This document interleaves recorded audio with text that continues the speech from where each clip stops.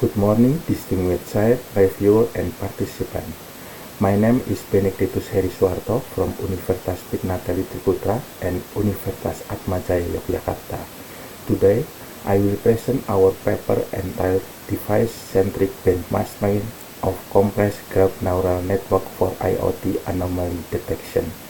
The main idea of this work is to move beyond accuracy only evaluation.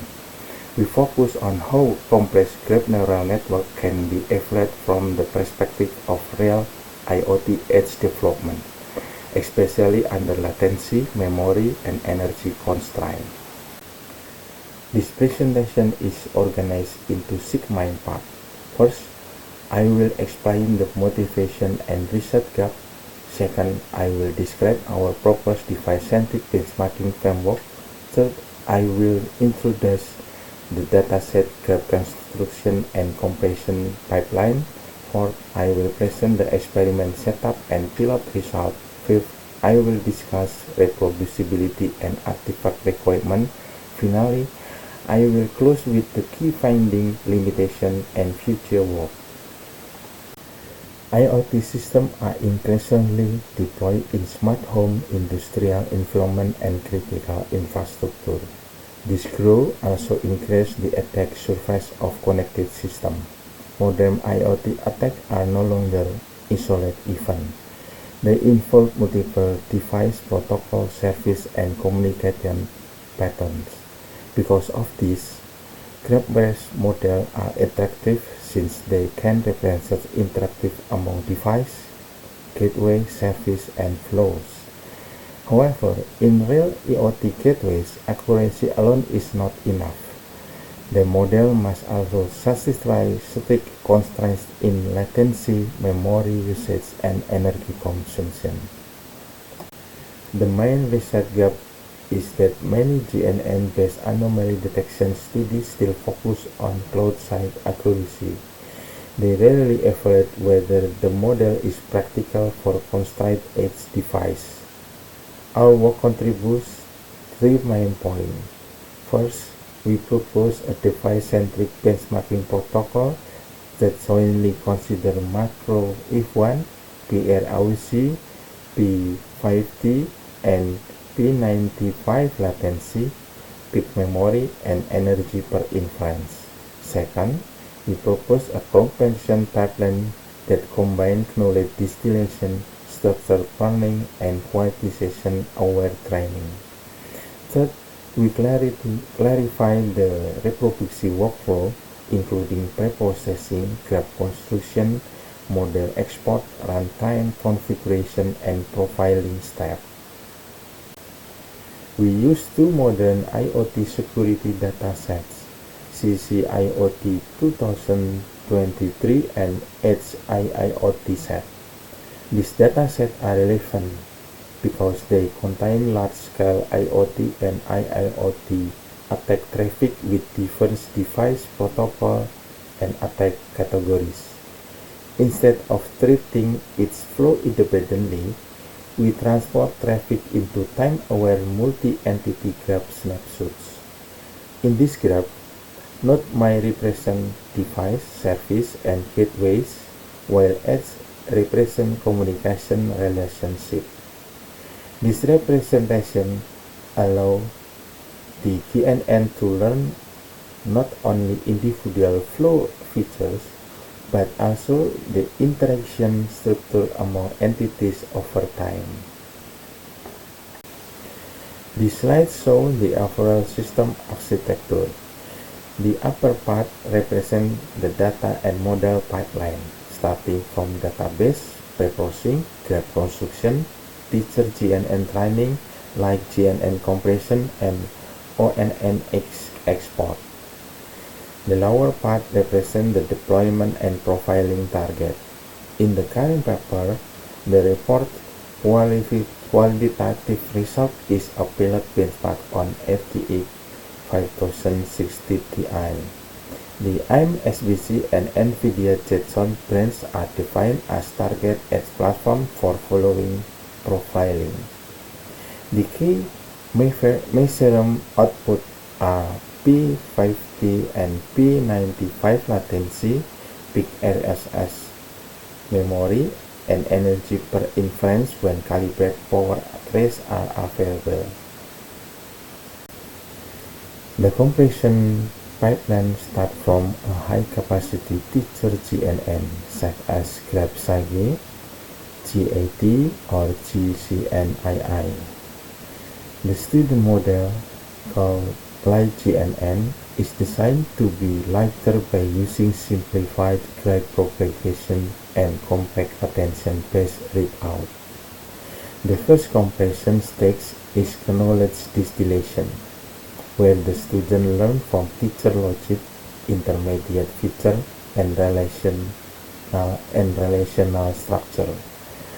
The second stage is structure running, which removes less important channel or layer. The third stage is quantization-aware training, especially INT8-ready quantization, to prepare the model for efficient edge deployment. The experiment methodology spared predictive performance from system-level performance. For predictive performance, we use macro F1 and PROEC. For development performance, we measure P50 latency, P95 latency, peak resident set safe memory, and energy per inference when power trace are available. The software stack includes Python, PyTorch, PyTorch Geometric or GGL, ONN Export, ONN Runtime, ARM-NN or ARM Compute Library, and TensorRT. A critical point is that energy is not claimed unless calibrate power measurements are available. This avoids unsupported energy claim. This slide presents the predictive performance and parameter reduction. On CCAO-AT 2023, the teacher model has 61.7 thousand parameters, while LightGNN has only 8.2 thousand parameters.